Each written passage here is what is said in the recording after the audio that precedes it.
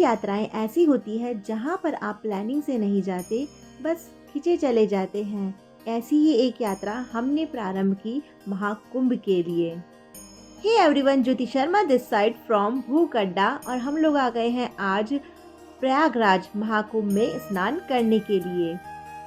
महाकुंभ दुनिया का सबसे बड़ा धार्मिक मेला, 30 से 45 दिन तक चलने वाला महाकुंभ हिंदुओं के लिए बहुत ज़्यादा मायने रखता है। महाकुंभ 144 साल बाद आयोजित हो रहा है और आज है महाकुंभ का अंतिम स्नान, जो कि है शिवरात्रि के दिन पर। पौराणिक मान्यताओं के अनुसार समुद्र मंथन के समय अमृत की बूंदें जहाँ जहाँ गिरी वहाँ कुंभ का आयोजन होता है। मंथन के समय अमृत की कुछ बूंदें प्रयागराज, हरिद्वार, उज्जैन और नासिक में गिरी।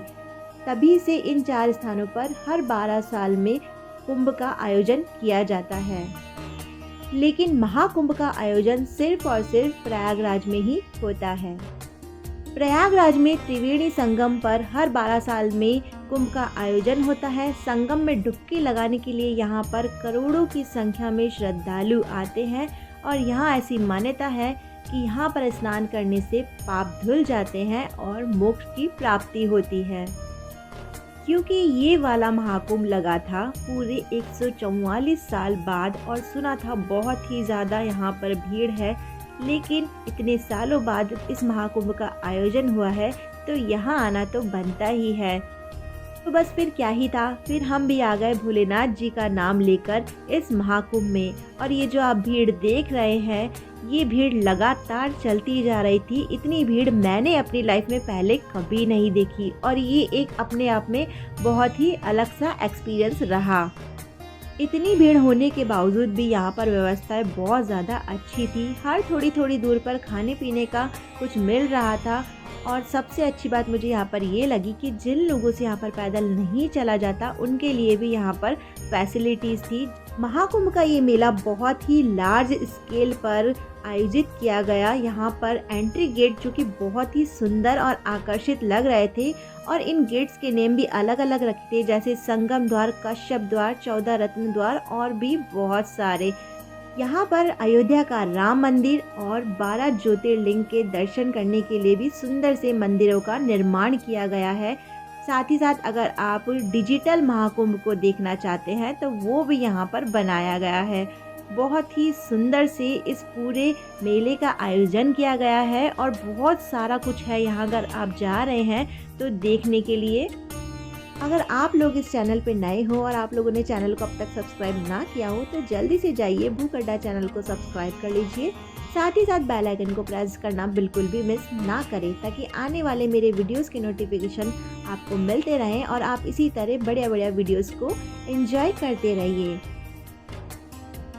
चलते चलते अगर आप भी थक जाए तो इन ठेला रिक्शा पर बैठ सकते हैं, जिससे आपकी कुछ दूरी कम हो सकती है। तो हम लोगों ने भी ठेला रिक्शा किया और संगम द्वार की ओर चल पड़े।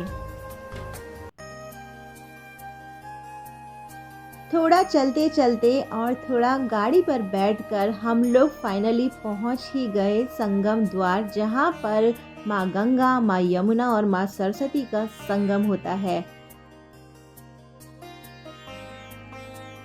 महाकुंभ का ये जल केवल जल नहीं बल्कि समस्त देवी देवताओं की कृपा का प्रवाह है।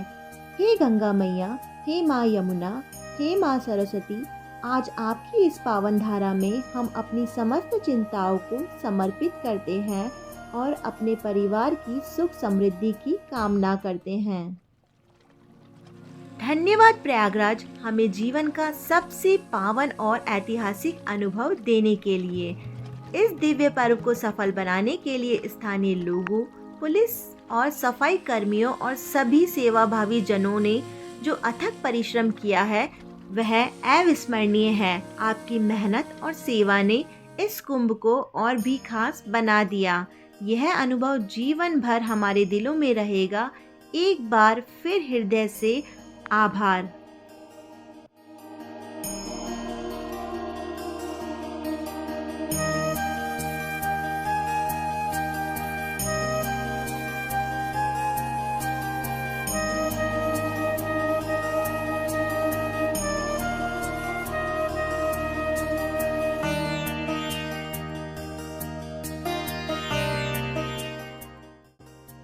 महाकुंभ में स्नान करने के बाद में हम लोग निकल पड़े थे रेलवे स्टेशन के लिए।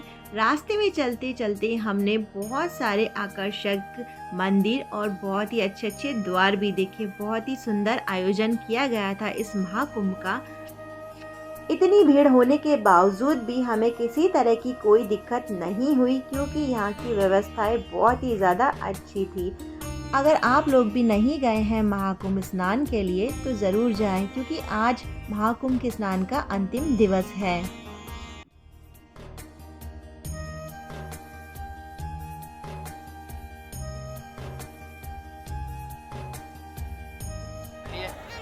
चले अब कहाँ चलना है?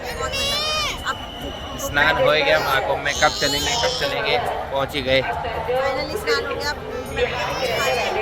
चलो। प्रिया गुप्ता आपका इंतजार कर रही हैं।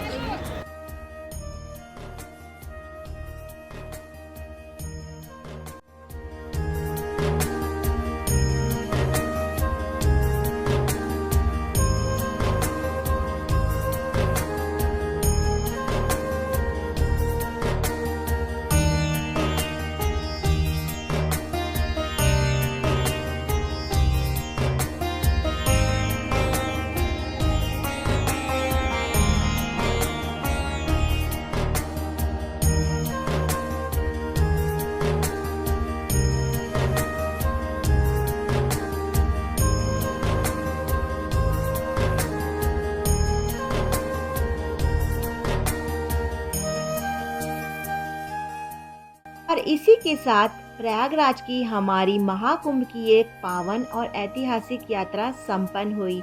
एक बार फिर हृदय से आभार। हर हर महादेव। जय त्रिवेणी मैया।